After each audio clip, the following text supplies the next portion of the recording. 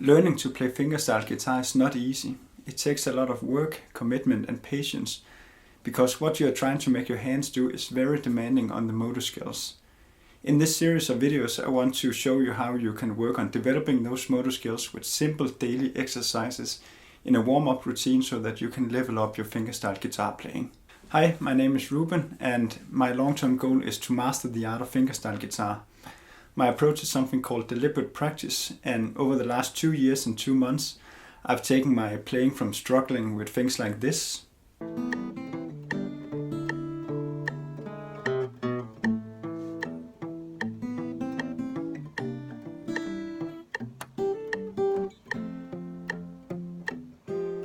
to playing like this.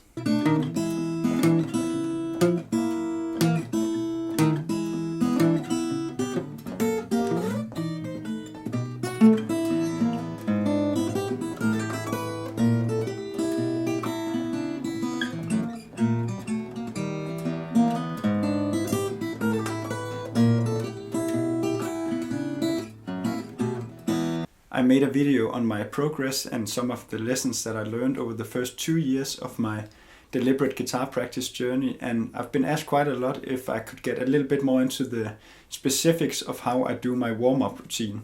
So I thought it would be fun to put this mini course together where I will show you how I work on my technique on a daily basis with simple exercises. The other main way to build fingerstyle guitar technique is of course to learn tunes and build a good repertoire. But we'll get more into that in other videos. So here I will do my best to include as much as possible of the important information that I've learned over the last couple of years, and then I will try my best to keep it straight to the point and have it be as useful to you as possible. First off, in this introduction video I just want to give you an overview of the course so you know what to expect and how it's built up. And then we are also going to quickly review the main definition of deliberate practice and a little bit of the theory behind it, just to make sure that we are all on the same page here before we get started. Okay, so there'll be 8 videos including this one. And in the next video we will look at some essential practice guidelines if you want to learn advanced guitar playing like fingerstyle guitar. And here we'll talk about the importance of mindset. We will talk about some good habits that you need to be aware of when you practice. We'll get into how to do repetitions effectively and the importance of the proximal zone of development. And then lastly we will address how you can take these simple exercises that I'll show you and create your own practice routine that suits your specific needs. Then in the videos after that we will get into the specific exercises. And there will be one video for each set or each category of exercises. There will be left hand exercises, right hand exercises. There'll be exercises that focus on building coordination between the two hands. There will be banjo rolls exercises and picking pattern exercises. I will introduce each set of exercises, then I will demonstrate them so you can see what is going on, what I'm doing, and afterwards we'll talk a little bit about it. Lastly, there'll be a conclusion video which I will really recommend you to stick around and watch, because I'll be sharing some ideas and ways to think about this that I think are really powerful and that might be helpful to you on your journey. Alright, so that's how the course is put together in 8 videos. Let's now review the main definition of deliberate practice. Deliberate practice is structured, focused and goal-oriented practice in the proximal zone of development, informed by how the best in the world in that specific field already made it to the top. It was defined by the internationally renowned expert on expertise Anders Ericsson, who dedicated his professional life to studying and making research into the area of expertise to try to really figure out what makes the world's elite stand out from the rest.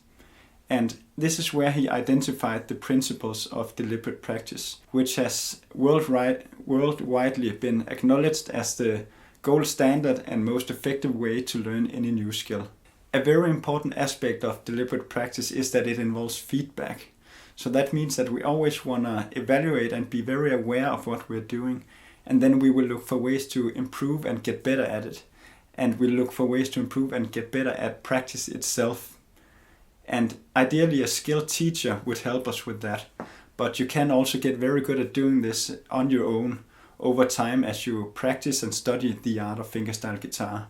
For now we'll just lean on this main definition of deliberate practice, and then we'll try our very best to really implement and promote these qualities to our practice and playing that we'll be discussing in the coming videos. Another important point I just want to make to give the right understanding around this is that deliberate practice is about harnessing neuroplasticity. So over the last few decades, science has proved that the human brain has enormous potential and it's truly moldable.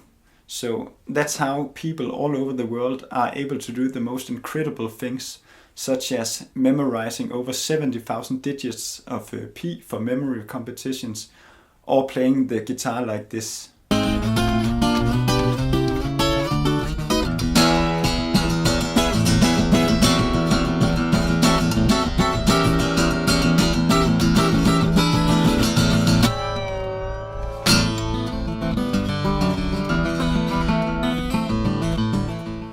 These extraordinary performers are not born with the skills, but they're born with the capacity to learn them through dedicated practice, and so are all of us. Now, I'm not saying that all of us can get as good as Tom Emanuel at playing fingerstyle guitar, but we certainly all have great potential to improve dramatically at it if we want it and if we are willing to put in the work.